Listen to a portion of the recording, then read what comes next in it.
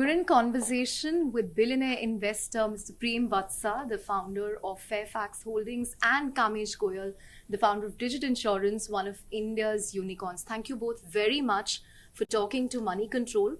Mr. Watsa, it's been a while since we spoke to you, so we'd love to get your perspective on the world economy and India in particular, because we are entering a tough phase with the Fed raising interest rates, the RBI in India also raising repo rates.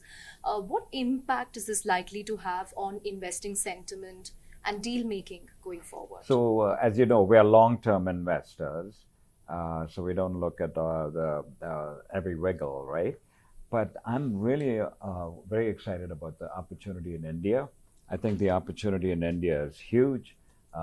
For everybody, I think it'll be the place to come to put money in. Growing economy, business friendly, in my mind, very good government. So very optimistic about India. In the United States, as you know, interest rates are going up all over the world. Inflation is a problem. I started my business career in the 70s. That's right. And interest rates were much, much higher. And they went right up to 21% in 1981, 1982.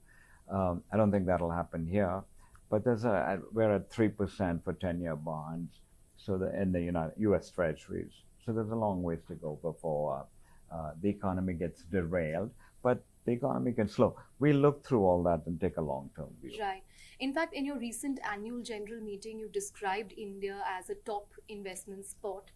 You also spoke about how it's a startup economy. Incidentally, we clocked a century this week in terms of unicorns.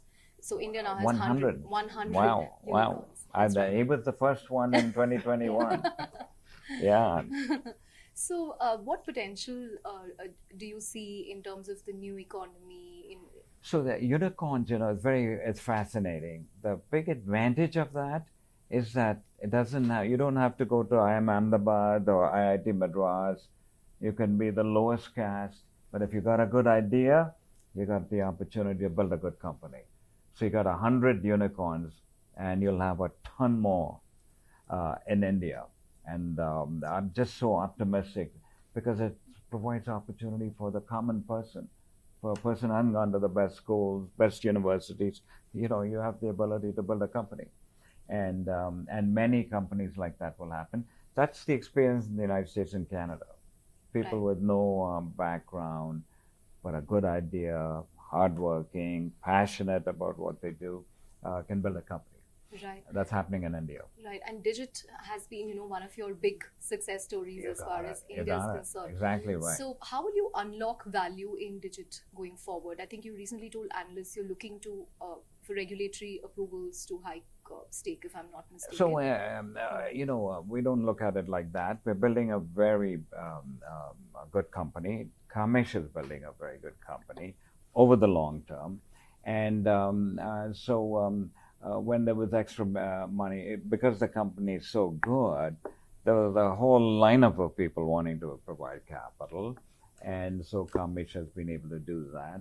But we're building it, we're not like private equity, right? Mm-hmm. This is a company we're building for the long term. Yeah. Under Kamesh, with Kamesh's leadership.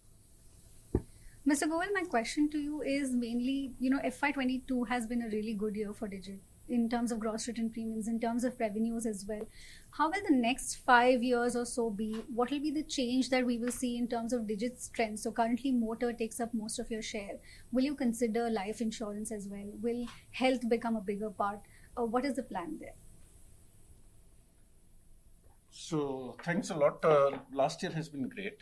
But if you go back to 2021, almost 85% of our premium came from motor. Last year, 65% came from motor. And if you remove crop business from the general insurance industry, then typically motor business would be 55-60% for most players. Motor business has been down for the last 3-4 years. New vehicle sales has been very sluggish, and then there was no increase of third-party premium. My sense is that new vehicle sales will pick up, especially in second half, as the semiconductor business issue gets a bit sorted on the supply side. So overall, I feel that motor will grow well this year. And again, going forward, if you look at any country, motor health typically would be the biggest business. In health, we last year we did fairly well on the corporate segment, especially on COVID health insurance and others. We see an opportunity there, but our market share is still 2.4%. So the opportunity to grow, I would say, is across all lines of business, which we actually saw last year. So in the long term, I would say in the next 2-3 years, our industry will grow by about 12 to 15%. We only have a market share of 2.4, as I said. So if we can even increase it to 5 over the next 10 years, I think it's a massive, massive opportunity that we foresee. Right. Thank you for that, Mr. Kamesh. Mr. Watsa, do you believe Fairfax has been, more cautious compared to other global funds when it comes to India investments in the last couple of years? Before that. Cautious? No, we think we're no, we really like India. So we look for opportunity, look for leadership, like Digit with Kamesh. When we find it, we back them heavily.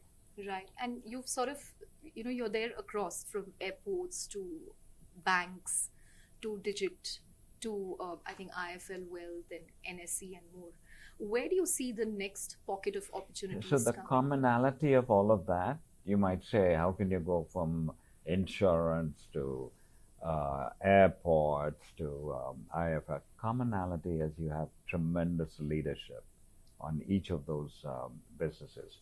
And so we back leaders, people who've got a terrific record, got a very good experience, and are good people. They're very good people. They want to build good companies. Kamesh was just saying that and you want to continue to own it. You're not building it and selling it. We want to own it. So a similar one here, because you're in Bangalore, is this international airport, Bangalore International Airport. You stepped up your investments in that significantly. Yeah, and it's phenomenal what's happening. Your second terminal being built. It's coming in October. Prime Minister might come and open it. And it'll be one of the best. Quest is there. Eh? Quest is another one. Yeah. Quest is another one. Quest is the largest domestic employer in India. That's 450,000 people, which is like unbelievable. But that's another person. Ajit Isaac was the founder there, that Kamesh knows, and it's his passion and his vision. Will you look at stepping up investments in Bangalore International Airport? Yeah. I think last year you committed FDI of 15,000 crore. We will certainly do that. Yeah, we look at that. We created a company called Anchorage on top of Bangalore International, and that's going to expand in the infrastructure place, airports mainly, but others also. Right. If there is some reform that you think is necessary to make the investment atmosphere friendlier in India, or something that needs to be done from a regulatory standpoint, what would it be, sir? So well, first of all, we're very pleased in the insurance business with the IRDA. There's a new chairman, and you should ask Kamesh about him because he's met him. And it's important to have business friendly, right? If you're friendly to business, business will come to India. And so we think that's going to be a big plus. But India has just announced last few months a large privatization program. So a lot of companies that are government owned will be privatized on the scale of what Maggie Thatcher did in the UK. That's a big plus for India because these resources will be more effectively utilized in the private sector. The government will get money to do all sorts of social programs for the common person, like the tap water for all Indians, which the Prime Minister has promised to do in the next 5 years. It's already gone from 17% to 50% to 100%, right? In the next 2.5 years. And so that's the big change that I see. Because India had this idea that the government should do everything as opposed to private business. That's changing. I think that'll be a big plus. Mr. Goyal, for Digit, what will be the next step in terms of fundraising? Will you be looking at raising funds? Will you be looking at the IPO first, or both? And also, what do you make of the current scenario? Is this a scenario where you plan to wait and watch, or you are willing to go to the market because good companies can still raise funds? So we actually raised recently more than $200 million. So this financial year, we don't foresee any need for capital. In the long term, we want the company to be listed. But as per the IDA's regulations, promoters cannot sell a stake before completion of 5 years. So I think that 5 years will happen sometime later this calendar year. And then we would be prepared, we would be happy to list, because that is really the long-term objective. And Mr. Goyal, you spoke about motor insurance. You said it has slowed down, but as things change slowly, do you see EV also becoming quite an important part of your motor insurance portfolio? And in the light of recent events, is that a good thing or a bad thing? So this is a very interesting question. I remember I was, I think, still in Allianz. And out of fascination, one would read what's happening with the electric cars and stuff like that. And I remember in Hong Kong, the insurance company which was insuring most of these cars, they actually lost a lot of money. And so on one side, you have a lot less accidents which happen because of the sensors, etc. But each time the car collides with something else, the cost of that accident is very high, because the cost of all these sensors and cameras is humongously high. So in electric vehicles, I think we should already be a top 2, top 3 players, because I think that's what the future is. But this is not an easy business to write, because technology is new, first of all.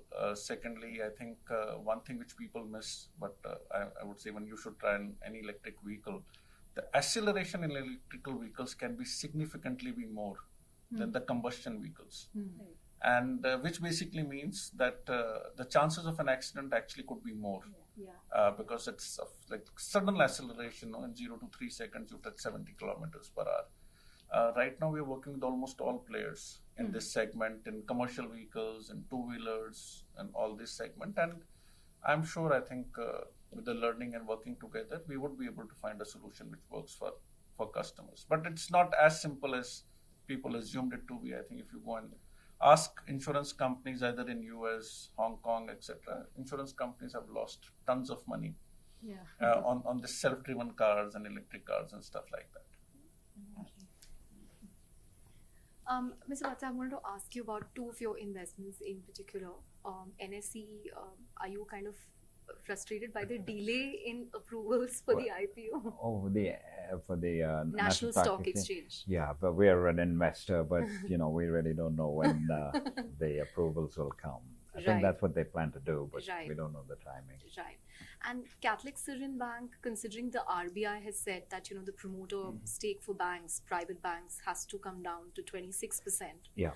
Is that again that you will have to look at closely? No, because they've given us a lot of time for that. So there's a Catholic Syrian Bank has done, CSB Bank they call it now, very, very well with Mr. Rajendran, who was the person behind it. And now a gentleman by the name of Pralay Mondial is the president, subject to RBI approval, which we think will come soon. And I think the prospects for that bank are very, very good. Right. It's a well-managed bank. Right. One other asset class that I wanted to get your view on is cryptocurrency, because it has become a craze in India, crypto and NFTs. And Mr. Warren Buffett recently said that he wouldn't buy Bitcoin, and Charlie Munger also has been very negative on crypto. What are your views? My views will be similar. You're not big on to be quite honest, I don't understand it, and so anything I don't understand, I don't buy. We don't buy, and but there's a lot of speculation in the U.S. markets, technology particularly, and you've seen what happened, and you never know when a reality comes. It's come now in the last 3 or 4 months, more recently, particularly in April, and might have a lot more to go. Last couple of questions from my end. Do you also believe that this is a year when we are going to see the gap narrowing when it comes to public market valuations and private market valuations? Yeah. So the private market valuations have gone through the roof, as you know, particularly Yes. in technology companies. And so people were just raising money at higher and higher prices. And now that's coming down. You have companies that have got exceptional growth possibilities, like Digit, and they'll always do well. But when private valuations were going up, every company had had higher valuations, and perhaps they didn't justify it. But the companies that are good, long-lasting, doing well, will always be valued at a higher price. So, India's insurance penetration is very low, and you said there's a lot of opportunity there as well. What players like Digit are doing, you all have changed the way you get insurance, the way you can get your claims, etc. What more is left to be done in terms of the innovation that can not only help make it better, but also increase the penetration of insurance as a whole? No, so I would say a very good question. So two things. One is that if you look at Digit now, we have covered almost 99% of the postal codes in India where there is a Digit customer. So I think technology has played a big role in ensuring that we can actually sell insurance in every nook and corner. At Digit, we have also tried in the last 4 years to pick up individual segments and try and bring a new product. So I think travel insurance, unfortunately, got badly beaten in the last 2 years, but it's coming back. We came out with 4 different products, airline ticket cancellation, delay related, normal travel insurance. And we saw that segment grow. And now I would say this year again, we'll see phenomenal growth, significantly more than what we saw pre-pandemic. I think mobile equipments or insurance of mobiles was another way to try and reach millennials, because for them, mobile is maybe the most important position that they have. With COVID, we tried to reach to really very people, in the working class, projects, FMCG companies, healthcare, police people, to try and cover under COVID health insurance. So I would say, I think we definitely try and work towards introducing new products. Some work and some don't. I think jewelry insurance was like the big idea you got. India is the biggest gold market, and we did survey. Everyone wanted to insure. Came out with a great process. It never took off. So I think in this one has to continuously keep trying. And I would say health insurance, government through its own schemes, Ayushman Bharat, etc., has covered a large number of poor people under health insurance. So though it doesn't show in the industry numbers, but we have to keep in mind that those people actually now have insurance. So my sense is that penetration of insurance will grow. In our second year, we had actually insured more than 1 lakh shops, small shops. Now some insured of 1 lakh, 2 lakh rupees. 99% of them were never ever insured before. So I think we are continuously looking for partners as to how we can actually reach out to this very small ticket policies, because with technology you can really process it at a very reasonable cost, which is maybe not possible in a manual mode of a selling, face-to-face sort of a selling.